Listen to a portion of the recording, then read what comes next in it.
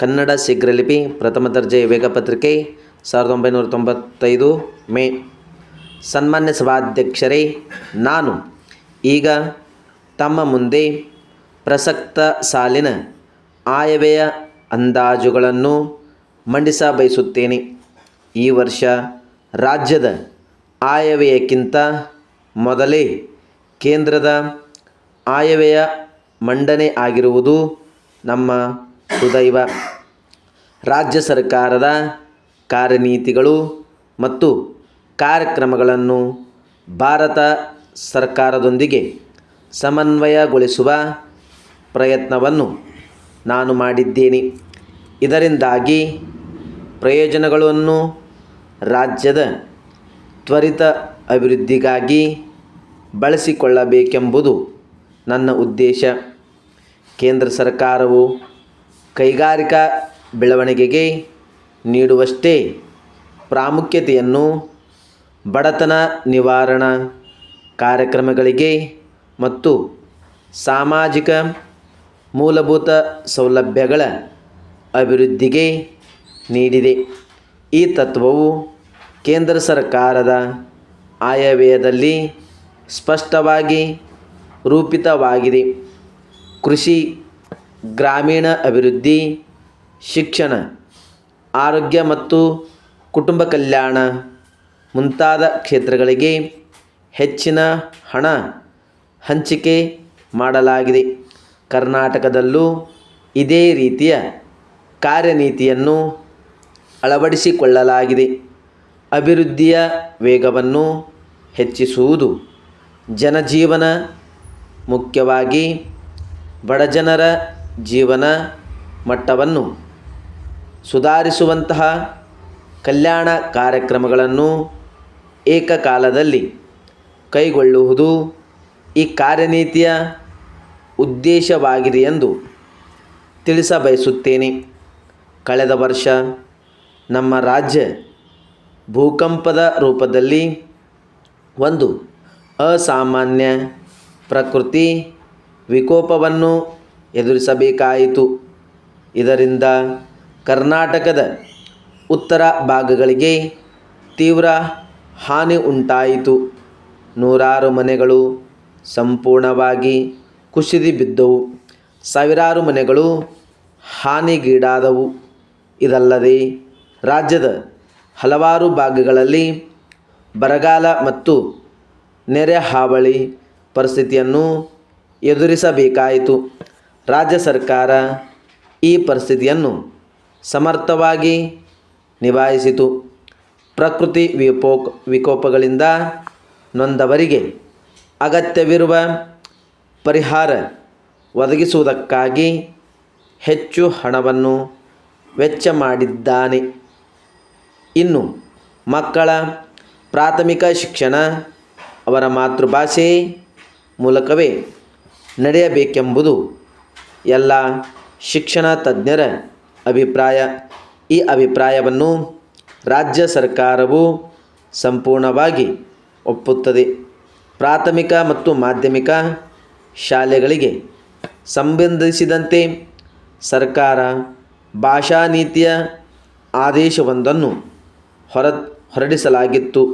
ಈ ಸರ್ಕಾರಿ ಆದೇಶವನ್ನು ಸರ್ವೋಚ್ಚ ನ್ಯಾಯಾಲಯವು ಶ್ಲಾಘಿಸಿರುತ್ತದೆ. ಸರ್ವೋಚ್ಚ ನ್ಯಾಯಾಲಯದ ತೀರ್ಪನ್ನು ಜಾರಿಗೆ ತರಲು ರಾಜ್ಯ ಸರ್ಕಾರವು ಸಂಪೂರ್ಣವಾಗಿ ಬದ್ಧವಾಗಿದೆ. ಹಿಂದಿನ ವರ್ಷ ಭರವಸೆ ನೀಡಿದಂತೆ ನಾವು ಕೈಗಾರಿಕಾ ನೀತಿಯನ್ನು ಪ್ರಕಟಿಸಿದ್ದೇವೆ. ಭಾವಿ ಉದ್ಯಮಿಗಳಿಗೆ ಈ ಯೋಜನೆಯು ಹಲವಾರು ಉತ್ತೇಜನವನ್ನು ನೀಡುತ್ತದೆ. ಬೆಂಗಳೂರು ನಗರ ಜಿಲ್ಲೆಯನ್ನು ಹೊರತುಪಡಿಸಿ ಇಡೀ ರಾಜ್ಯಕ್ಕೆ ಈ ಯೋಜನೆಯ ಅನ್ವಯವಾಗುತ್ತದೆಂದು ಘೋಷಿಸಲಾಗಿದೆ.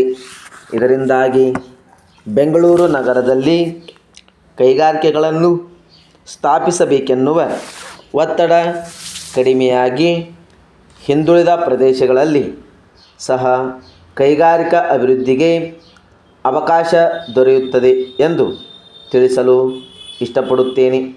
ಪ್ರಧಾನಮಂತ್ರಿಗಳ ರೋಜ್ಗಾರ್ ಯೋಜನೆಯನ್ನು ಪ್ರಸಕ್ತ ಹಣಕಾಸು ವರ್ಷದಲ್ಲಿ ಪ್ರಾರಂಭಿಸಲಾಯಿತು. ಈ ಯೋಜನೆಯ ಅಡಿಯಲ್ಲಿ ಸಹಾಯಧನವನ್ನು ಒದಗಿಸಲಾಗುತ್ತದೆ. ಪ್ರಧಾನಮಂತ್ರಿಗಳ ರೋಜ್ಗಾರ್ ಯೋಜನೆಯನ್ನು ಗ್ರಾಮೀಣ ಪ್ರದೇಶಗಳಿಗೆ ವಿತರಿಸಲಾಗುತ್ತಿದೆ. ಪ್ರಧಾನಮಂತ್ರಿಗಳ ರೋಜ್ಗಾರ್ ಯೋಜನೆಯ ಫಲಾನುಭವಿಗಳಿಗೆ ರಾಜ್ಯ ಸರ್ಕಾರವು ಉದ್ಯೋಗ ಜ್ಯೋತಿ ಯೋಜನೆಯ ಒಂದು ಭಾಗವಾಗಿ ಬಡ್ಡಿ ರಿಯಾಯಿತಿ ನೀಡಲು ತೀರ್ಮಾನಿಸಿದೆ ಎಂದು ತಿಳಿಸಲು ಬಯಸುತ್ತೇನೆ. ಪ್ರವಾಸೋದ್ಯಮಕ್ಕೆ ಹೆಚ್ಚಿನ ಪ್ರೋತ್ಸಾಹ ನೀಡುವ ದೃಷ್ಟಿಯಿಂದ ಭಾರೀ ಪ್ರಮಾಣದಲ್ಲಿ ಬಂಡವಾಳ ಹೂಡುವುದು ಹಾಗೂ ಜನತೆ ಸಕ್ರಿಯವಾಗಿ ಭಾಗವಹಿಸುವುದು ಅತ್ಯವಶ್ಯಕ. ಈ ಎರಡೂ ಉದ್ದೇಶಗಳನ್ನು ಸಾಧಿಸುವ ಸಲುವಾಗಿ ಖಾಸಗಿ ವಲಯವನ್ನು ಆಕರ್ಷಿಸಲು ನಾವು ಪ್ರಯತ್ನಿಸಬೇಕು. ಪ್ರವಾಸೋದ್ಯಮ ಪ್ರಚಾರಕ್ಕಾಗಿ ಆಯವ್ಯಯದಲ್ಲಿ ಒದಗಿಸುವ ಹಣವನ್ನು ಹೆಚ್ಚಿಸಲು ಉದ್ದೇಶಿಸಲಾಗಿದೆ. ಪ್ರವಾಸೋದ್ಯಮ ಸಂಬಂಧಿ ಉದ್ಯಮಗಳನ್ನು ಪ್ರಾರಂಭಿಸಲು ಖಾಸಗಿ ಉದ್ಯಮಿಗಳಿಗೆ ಸಹಾಯಧನವನ್ನು ನೀಡುತ್ತಿದೆ ಎಂದು ತಿಳಿಸಲು ಇಷ್ಟಪಡುತ್ತೇನೆ. ನಾನು ಈ ಮೊದಲೇ ಹೇಳಿದಂತೆ ಆಯವ್ಯಯದ ಅಂದಾಜುಗಳನ್ನು ಈ ಸದನದ ಪರಿಶೀಲನೆಗಾಗಿ ಮತ್ತು ಅನುಮೋದನೆಗಾಗಿ ಮಂಡಿಸುತ್ತೇನೆ ಹಾಗೂ ಆಯವ್ಯಯವನ್ನು ಪರಿಶೀಲಿಸುವ ಸಲುವಾಗಿ ಸಮಿತಿ ಪದ್ಧತಿಯನ್ನು ಆಚರಣೆಗೆ ತರುವುದರಿಂದ 6 ತಿಂಗಳ ಅವಧಿಗೆ ಲೇಖಾನುದಾನ ನೀಡಬೇಕಾಗಿ ವಿನಂತಿಸುತ್ತೇನೆ. ನಿರ್ದೇಶಕರು, ವಾರ್ತಾ ಮತ್ತು ಪ್ರಚಾರ ಇಲಾಖೆ, ಬೆಂಗಳೂರು. ಇವರಿಗೆ ಮಾನ್ಯರೇ, ಜನಪದ ಅಕಾಡೆಮಿಯು ಕಳೆದ 2 ದಶಕಗಳಿಗೂ ಹೆಚ್ಚು ಕಾಲ ಜನಪದ ಸಾಹಿತ್ಯ, ಕಲೆ ಮತ್ತು ಸಂಸ್ಕೃತಿಯ ಕ್ಷೇತ್ರದಲ್ಲಿ ನಿಸ್ವಾರ್ಥ ಹಾಗೂ ಅರ್ಪಣಾ ಮನೋಭಾವದ ಸೇವೆಯನ್ನು ಸಲ್ಲಿಸುವ ಮುಖ್ಯ ಉದ್ದೇಶಕ್ಕಾಗಿ ಸ್ಥಾಪಿತವಾದ ಮೂಲ ಸಂಸ್ಥೆಯಾಗಿದೆ. ಅಕಾಡೆಮಿಯ ಮುಖ್ಯ ಕಾರ್ಯಗಳು ಜನಪದ ಸಾಹಿತ್ಯ, ಕಲೆ ಮತ್ತು ಸಂಸ್ಕೃತಿಯನ್ನು ಅಭಿವೃದ್ಧಿಪಡಿಸುವುದರ ಜೊತೆಗೆ ಅವುಗಳ ಸಂಗ್ರಹ, ಸಂರಕ್ಷಣೆ ಮತ್ತು ಪ್ರಕಟಣೆಯನ್ನು ಒಳಗೊಂಡಿದೆ. ಈ ಕಾರ್ಯ ಚಟುವಟಿಕೆಗಳಿಗಾಗಿ ಅದು ಹೆಚ್ಚಿನ ಮೊಬಲಗನ್ನು ಖರ್ಚು ಮಾಡಿದೆ. ಅಕಾಡೆಮಿಯ ತನ್ನ ಕಾರ್ಯಚಟುವಟಿಕೆಗಳಿಗಾಗಿ ರಾಜ್ಯ ಸರ್ಕಾರ ಅಥವಾ ಕೇಂದ್ರ ಸರ್ಕಾರ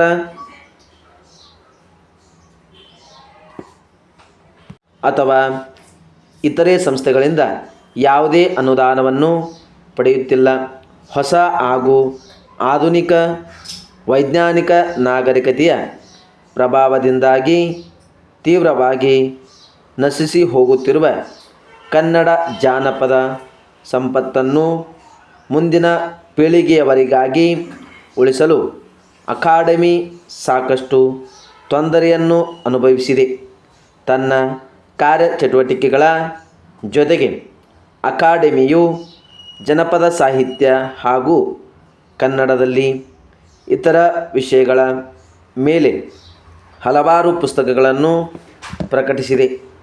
ಸಾಹಿತ್ಯ ಮತ್ತು ಸಂಸ್ಕೃತಿ ಇಲಾಖೆಯ ನಿರ್ದೇಶಕರು ಹಾಗೂ ಸಾರ್ವಜನಿಕ ಶಿಕ್ಷಣ ಇಲಾಖೆಯ ನಿರ್ದೇಶಕರ ಅಭಿಪ್ರಾಯವನ್ನು ಪರಿಗಣಿಸಿ ಸರ್ಕಾರದ ಶಿಕ್ಷಣ ಇಲಾಖೆಯು ಜನಪದ ಸಾಹಿತ್ಯ ಹಾಗೂ ಸಾಮಾನ್ಯವಾಗಿ ಸಾಹಿತ್ಯ ಕ್ಷೇತ್ರದಲ್ಲಿ ಸಲ್ಲಿಸಿದ ಅದರ ನಿಸ್ವಾರ್ಥ ಸೇವೆಯನ್ನು ಗಮನದಲ್ಲಿರಿಸಿ ಜನಪದ ಅಕಾಡೆಮಿಯ ರಾಜಾಜಿನಗರ, ಬೆಂಗಳೂರು ಇವರು ಪ್ರಕಟಿಸಿದ ಪುಸ್ತಕಗಳನ್ನು ಖರೀದಿಸುವುದಕ್ಕಾಗಿ ಶಿಫಾರಸು ಮಾಡಿದೆ ಎಂದು ತಿಳಿಸಬಯಸುತ್ತೇನೆ.